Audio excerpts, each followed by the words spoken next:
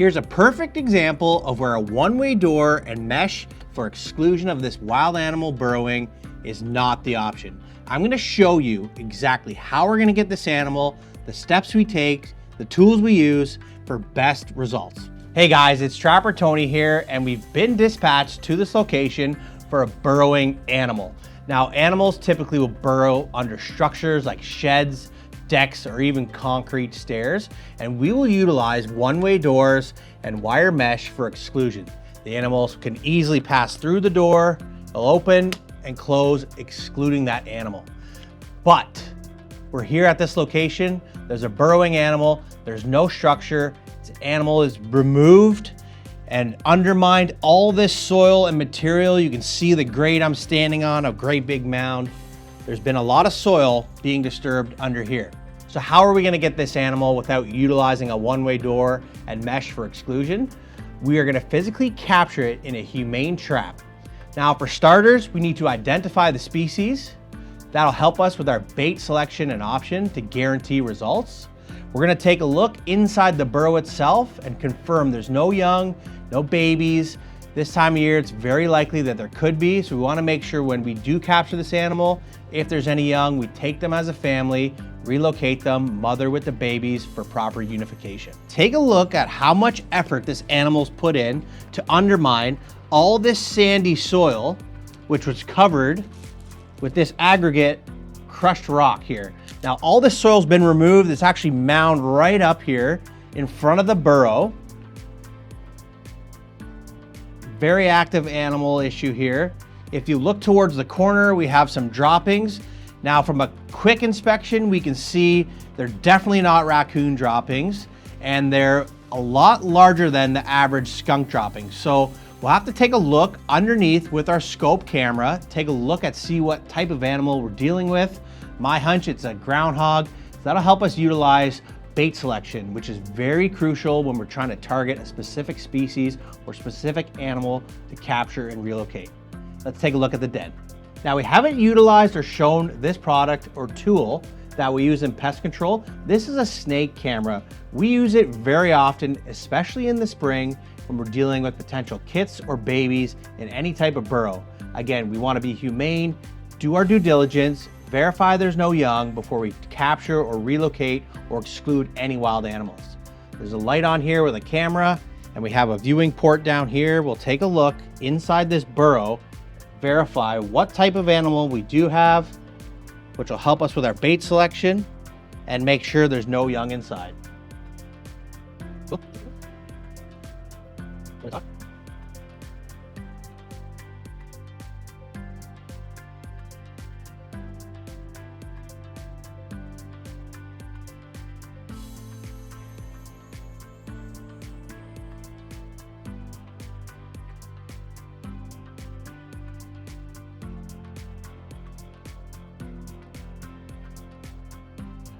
Okay guys, we've scoped this burrow here. We've gone down roughly 6-7 feet, verified that we do have a groundhog in here.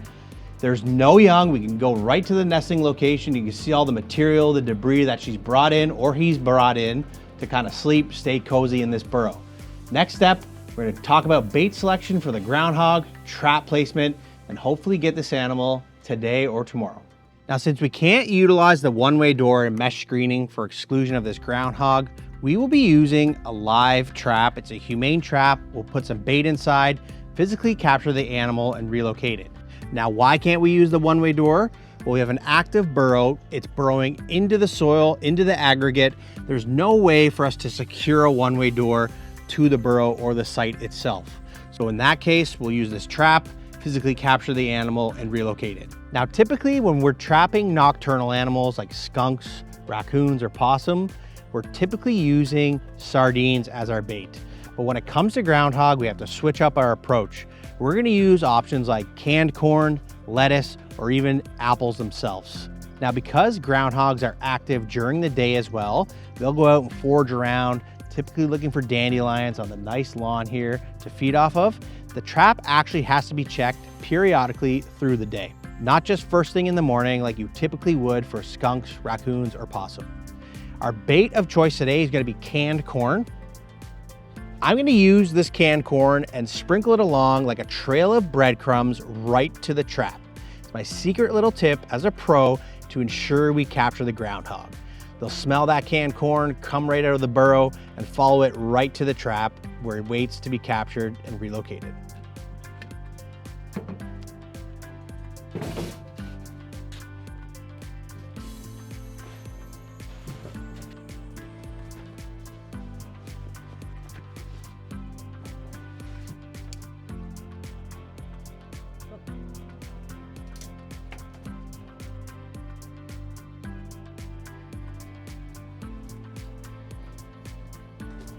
So we've isolated our bait. Now we have to verify our trap set location. Now, how are we gonna do that?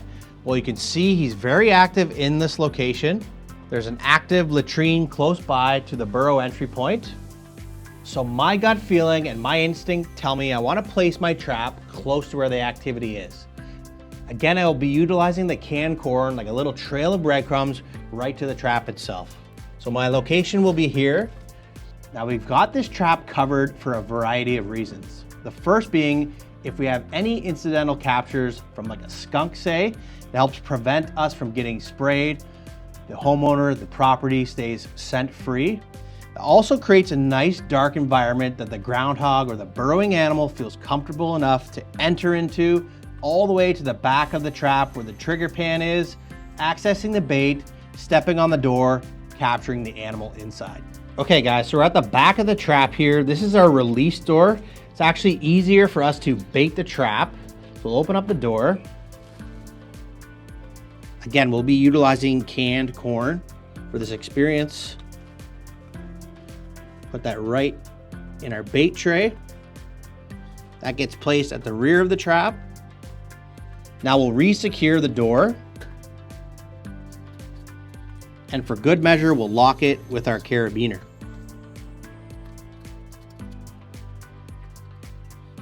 Now we've got the trap baited here. We need to set the trap. We'll move towards the front of the trap itself. Now, when it comes to setting your trap, there's always a locking mechanism or a mechanism that prevents any captured animal from opening up the trap, walking freely. And that's at the top of the trap here. You can see if an animal were reaching inside with its hands, cannot open up the trap. So we'll start by lifting up this locking mechanism, pressing the door flush, and simultaneously pulling the door up. You can see here at the left side of the trap, we have the trigger finger. And this brass piece of metal here is where we're gonna set that finger on. So we'll lift the trap up, past the brass, pull the finger forward, and slowly let the trap door down. Now our trap is engaged. Now, Trapper Tony's pro tip when setting a humane trap for relocation is always set your trap along a structure or perimeter edge, as I've done here. If you have a trap placed in the middle of a setting like this, it's highly unlikely you'll have an animal come investigate the bait inside versus up against a structure like we have here. If you have a trap in the middle of a lawn, middle of your deck, the middle of anywhere like this, highly unlikely to capture that animal. You're more likely, you better your odds by capturing this animal, having it up against a shed, deck, structure, even your stairs, or fence or deck line at your home or property. Remember, you always want to think like an animal. As that animal moves and migrates along this corridor, you put the trap and the bait right in place. You almost ensure yourself for a humane capture that way. As mentioned, we're gonna be utilizing our corn like a trail of breadcrumbs right to this active burrow here. So we have our corn in the back of the trap. That's where the majority of the corn is gonna be. The trail of breadcrumbs isn't gonna be a lot. We don't want this animal getting full, having multiple meals. We want him to kind of suss out the situation here, see what's going on, have a little bit of a feed to the ultimate buffet at the back of the trap. Okay, so the main takeaways from this video, and I hope it helps you, is that when we have a burrowing animal that we can't utilize a one-way door for exclusion, we utilize a baited trap for capture and relocation. Now, one, you're gonna wanna verify the type of animal you have. We obviously did that with the scope camera. If you don't have a scope camera, you can take a look at the tracks around the burrow site, take a look at the droppings the animal is leaving behind in the latrine, Or you might physically see the animal, stay up late, check it out during the day. Some people will utilize a trail camera. It's ultimately going to help you when it comes down to bait selection. So when it comes to trapping animals, each animal prefers a different food or variety of food to ensure a capture. Here we have confirmed a groundhog, a solo groundhog. There's no babies, no kits. We're utilizing canned corn.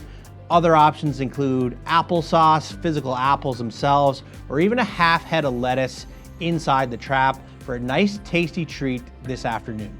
If this video helped you in any way, don't forget to like, subscribe, and follow along. Leave a comment if you're dealing with a burrowing animal. Send us a picture if you want to help identify any tracks or droppings with animals you're struggling to capture on your property.